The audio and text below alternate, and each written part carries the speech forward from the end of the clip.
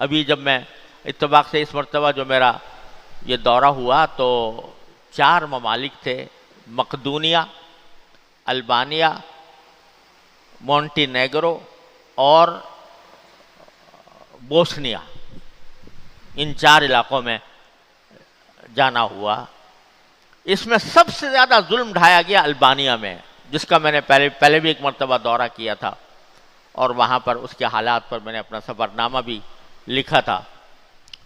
اب 12 سال کے بعد اب جب جانا ہوا تو اس وقت جب 12 سال پہلے گیا تھا تو مسجدیں شہید ہوئی پڑی تھیں، کسی مسجد کو استیبل بنا دیا گیا تھا، کسی کو مدرسے کا تو اکا دکا کہیں کچھ مدرسے قائم ہونے شروع ہوئے تھے۔ آج 12 سال کے بعد جانے کے بعد دیکھا تو الحمدللہ جگہ جگہ مسجد کے مینارے نظر آ رہے ہیں۔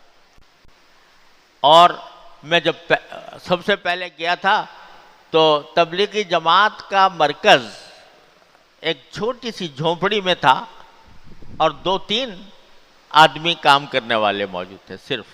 ماشاءاللہ ہر جگہ تبلیغی جماعت اللہ تعالیٰ نے اس کو توفیق دی ہے، تو وہاں پر لیکن 2-3 آدمی تھے۔ اور تبلیغی جماعت کے بارے میں سارے لوگوں میں غلط فہمیاں پھیلا دی گئی تھیں کہ یہ سلفی لوگ ہیں، یہ وہابی ہیں، تو اس وجہ سے وہاں کام نہیں چل رہا تھا۔ تو الحمدللہ ہم نے جا کر وہاں پر بھی اور روس میں بھی لوگوں کو تعارف کرایا کہ جماعت کیا ہے، یہ اس کا مسلک کیا ہے، اور آپ لوگ اس کو وہابی اور سلفی کہہ کر یہ اس کو رد کریں گے تو ایک بہت بڑا نقصان کریں گے۔ اس کے ذریعے الحمدللہ آپ تک دین پہنچے گا، آپ کے عوام تک پہنچے گا۔ تو الحمدللہ وہاں کے علماء کو جب مطمئن کیا گیا تو پھر انہوں نے الحمدللہ تبلیغی جماعت کے کام کو آگے بڑھانا شروع کیا۔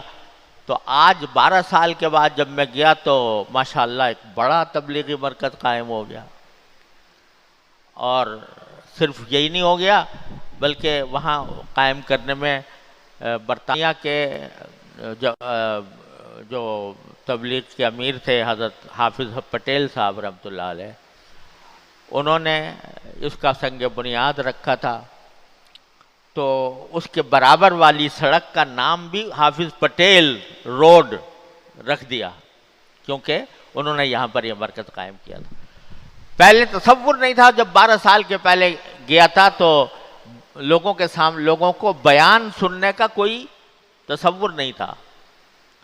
مسجدوں میں کچھ اعلان کر کے بیٹھ کے کچھ لوگوں کو بٹھا کے بات کرنی شروع کی تو 8-10 آدمی بیٹھ جاتے تھے بس۔ اب الحمدللہ ایک بڑی جماعت، مجمع بڑا، اللہ تعالیٰ نے وہاں کے لوگوں نے بھی اپنی داستانیں سنائیں جن کے اوپر یہ وقت گزرا تھا، اور اللہ تبارک و تعالیٰ کے فضل و کرم۔ اور چونکہ ہم لوگ باہر سے گئے تھے مسلمان، تو باہر کے مسلمانوں کو دیکھنے کے لیے ان کا والہانہ جذبہ، ان کی والہانہ محبت، ان کا والہانہ استقبال، اس انداز سے انہوں نے